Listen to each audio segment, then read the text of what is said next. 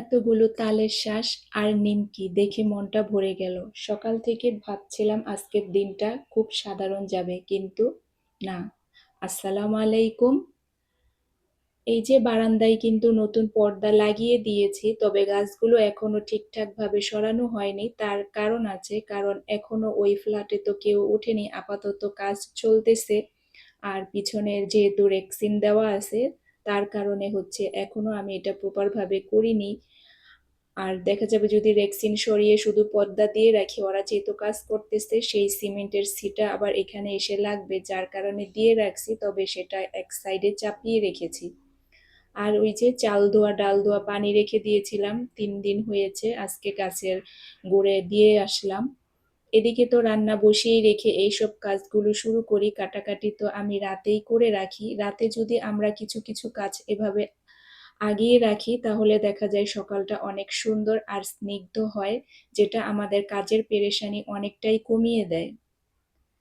তো আপনারা কে কেমন আছেন, কোথা থেকে আমার ভিডিওটি দেখতেছেন, অবশ্যই কমেন্টে জানাতে পারেন। এটা হচ্ছে লাউয়ের খোসা আলু দিয়ে ভাজি করেছি। এই ভাজিটা ভালোই লাগে খেতে, আর আমার পরিবারের সবাই পছন্দ করে। এদিকে এরগুলো বসিয়ে দিয়ে কিছু যে প্লেট বাটি হয়েছিল সেগুলো ধুয়ে নিয়েছি, আর লাঞ্চ বক্সটা রাতে ধোয়া হয়নি, যার কারণে এটা সকালেই ধুয়ে নিলাম। আর ভাজি তো সকালের এর সাথে হচ্ছে রুটি। রুটিও এদিকে আমি আটার ডোটা করে তারপরে রুটি বানিয়ে নিচ্ছিলাম। আমাদের দেখা যায় বাঙালিদের ঘরে তো এরকমই নাস্তা, রুটি ভাজি বউয়া ভর্তা চা বিস্কিট, এগুলো দিয়েই তো বাঙালিদের ঘরে খাবারের নাস্তা করা হয়।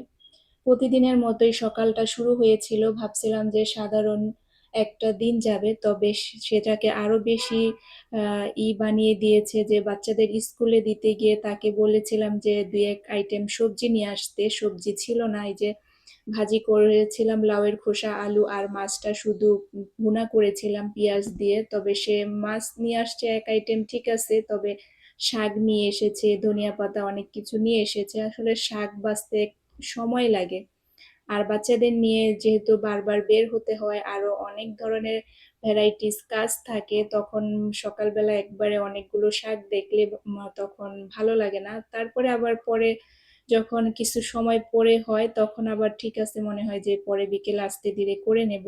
আর এই যে আমার ভাজিটা, এখানে একটা ডিমও ভাজি করে রেখেছিলাম রুটির জন্য, কিন্তু এখানে হচ্ছে রুটির জন্য বলতে এই ডিমটা আমি ছেলেকে টিফিনে রুটির সাথে দিয়ে দিয়েছিলাম, আর ওকে ভাতেই খাওয়াই দিয়েছিলাম, কারণ ও আস্তে আস্তে তো 2টা 2:45 বেজে যায়, যার কারণে সকালেও একটু ভারী খাবার টিফিনেও দিলে ভালো হয়। আর প্রতিদিন তো আর একরকম টিফিন হয় না, যার কারণে আজকে রুটিটা ওদের টিফিনে দিয়েছিলাম। এই যে তারা রেডি, টুকটাক খাওয়া দাওয়া করেছিল। সকালে আরো অনেক ধরনের খাবারই ছিল।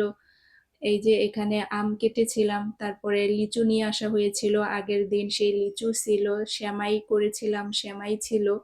তো এইভাবে দেখা যায় যে কিছু কিছু অল্প অল্প খাবার দিয়ে সকালের খাবারটা হয়ে যায়। আর ছেলে খাচ্ছিল, আর মেয়ে শুধু একটু সেমাই খেয়েছে, আর সে টিফিনের জন্য আবার সে নিয়েছে লিচু। এদের হচ্ছে যে অল্প সময় মেয়ে, তাই তার অত বেশি পেরেশানি নেই, সে টিফিন না নিলেও হয়। তারপরে সব বাচ্চারা যেহেতু নেয়, সেই হিসাবে তো দিতে হয়। স্কুলে গেলে বাচ্চাদের তো হালকা পাতলা কিছু একটা দেওয়াই দরকার। এই যে তারপরে অফ ক্যামেরায় কিন্তু পুরো মাছ ভুনাটা আমি করে নিয়েছি।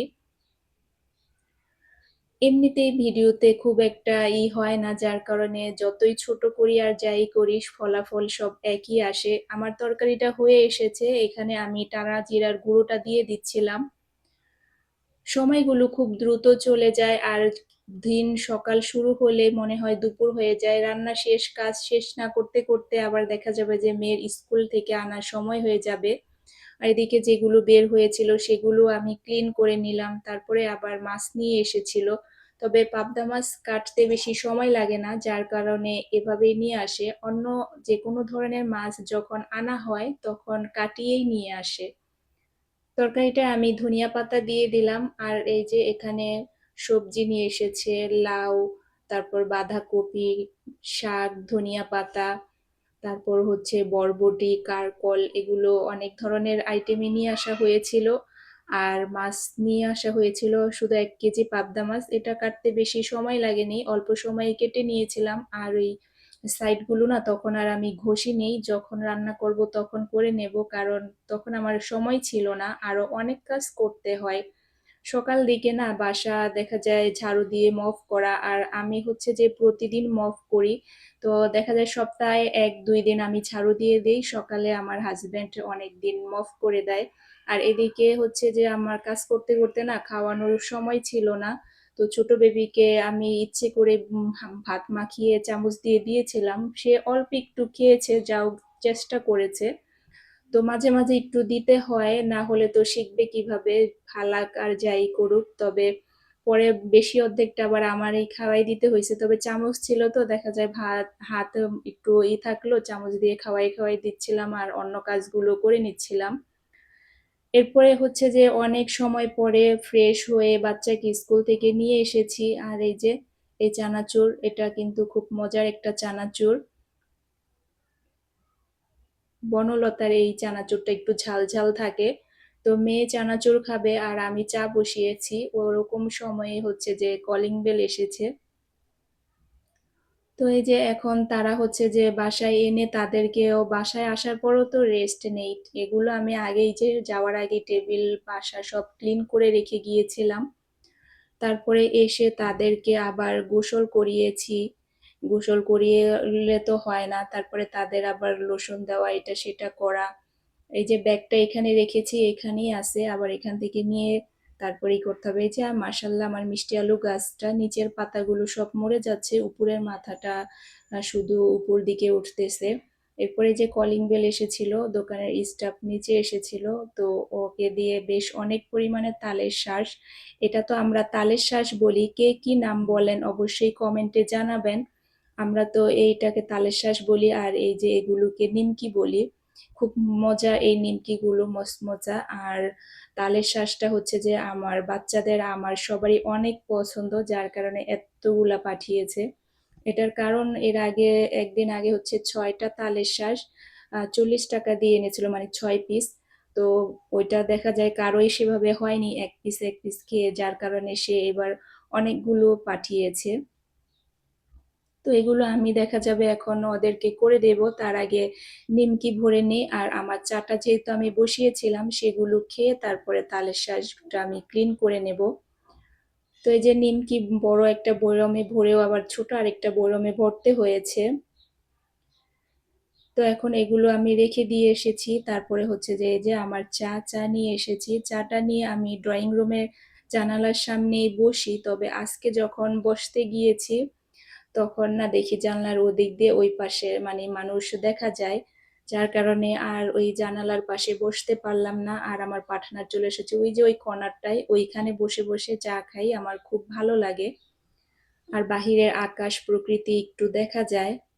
আমার পার্টনার অলরেডি শুরু করে দিয়েছে চা খাওয়া। এরপরে হচ্ছে যে আমি তালের শাঁসটা করতে চলে এসেছিলাম। আপনারা কে কিভাবে এটা চামড়া ছাড়ান? আমি তো এভাবে চামচ দিয়ে সবসময় করি, আগে ধুয়ে নিয়েছি, তারপরে হচ্ছে যেভাবে চামচ দিয়ে ছাড়িয়ে দিচ্ছিলাম। ওরা এভাবেই খেয়ে নিবে, আর অনেকগুলো তো খাওয়া যাবে না, নর্মাল ফ্রিজে কিছু রেখে দিব, 2-3 দিন খেতে পারবো আমরা। আমার ভিডিওটা কেমন লাগছে অবশ্যই জানাবেন, ভালো লাগলে লাইক কমেন্ট অ্যান্ড শেয়ার করতে ভুলবেন না। ভালো থাকেন, আল্লাহ হাফেজ।